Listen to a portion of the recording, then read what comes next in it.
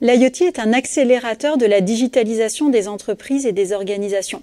Du coup, en tant que cher, ça nous paraît essentiel de comprendre l'impact de cette accélération sur les organisations d'une part, mais aussi les individus et la société.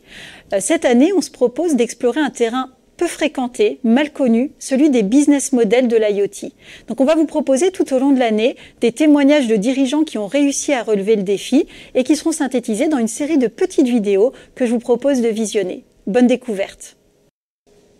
Bonjour à tous, je suis Cathy Robin, directrice générale d'Axon en France. Donc Axon, on est une société américaine fondée par Rick Smith en 1993 et on s'est développé à travers le temps, donc à la base avec les pistolets à impulsion électrique Taser, puis avec d'autres produits dont je vais vous parler. Et nos clients à travers le monde sont principalement les forces de l'ordre. On est présent dans plus de 100 pays actuellement. En 2009, Rick Smith, donc notre patron, a choisi de développer une nouvelle gamme de produits de caméras piétons qui était vraiment novateur à l'époque puisqu'il n'y en avait pas, notamment aux États-Unis. C'était lié à un contexte, donc le marché, la demande de transparence du public, et lui, il y croyait vraiment fortement. Ça a été développé concomitamment avec un logiciel qui s'appelle Axon Evidence, qui permet de gérer et d'éditer toutes les vidéos, qui par la suite a permis aussi de prendre les informations en provenance des tasers.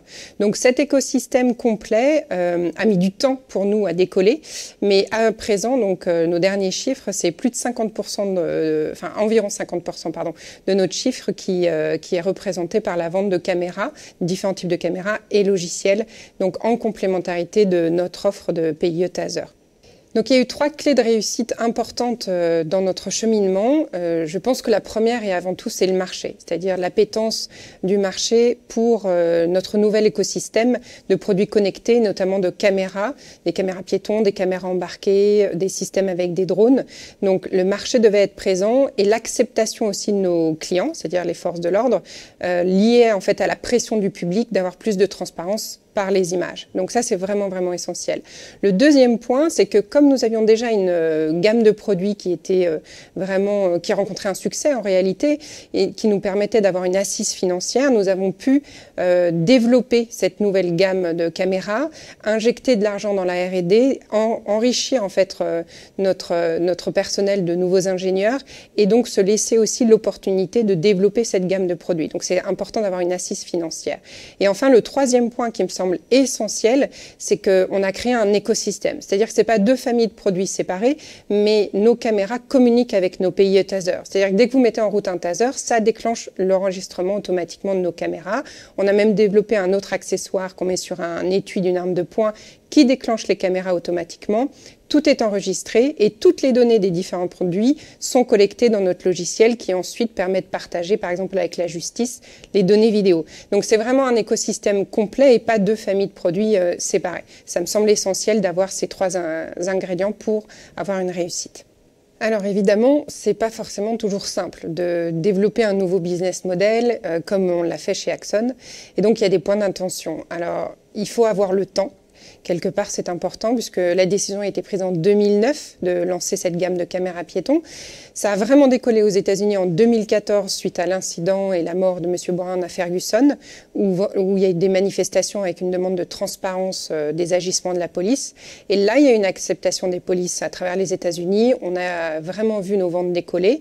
Et c'est seulement maintenant, depuis quelques mois ou années en Europe, qu'il y a la même appétence pour les caméras piétons. Donc on voit qu'il y a un vrai décalage dans le temps, puisque maintenant on est en 2020. Et tout ça pour dire qu'entre 2009 et 2018, on a investi sur cette gamme de produits, mais la rentabilité n'est venue qu'en 2018. Donc il faut avoir une certaine assise, comme je le disais, et une conviction aussi qu'il y a un marché à créer, ce qu'on a fait chez Axon. Et donc on est arrivé à une très belle réussite, mais uniquement depuis 2018 en termes de rendement. Le deuxième point, c'est qu'il faut avoir une bonne gamme de produits et la confiance de nos clients, puisque en fait le bouche à oreille marche énormément et grâce à ça, on a maintenant plus de 85% des grandes polices américaines équipées en Axon et en France, nous avons gagné des grands partenaires comme la SNCF, la RATP, d'autres sociétés de transport, beaucoup de polices municipales, les pompiers et d'autres.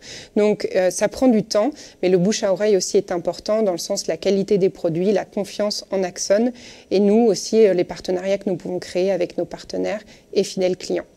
Donc nous arrivons à la conclusion. Il y a deux choses très importantes que je voulais aussi partager avec vous. La première, c'est qu'on a une mission qui est très très forte chez Axon, c'est de pouvoir sauver des vies et avoir la vérité en ligne de mire. Donc c'est très très important pour nous que nos produits permettent ça. Et si on peut ne pas utiliser la force, on a tout gagné en réalité, grâce aux caméras, grâce au taser.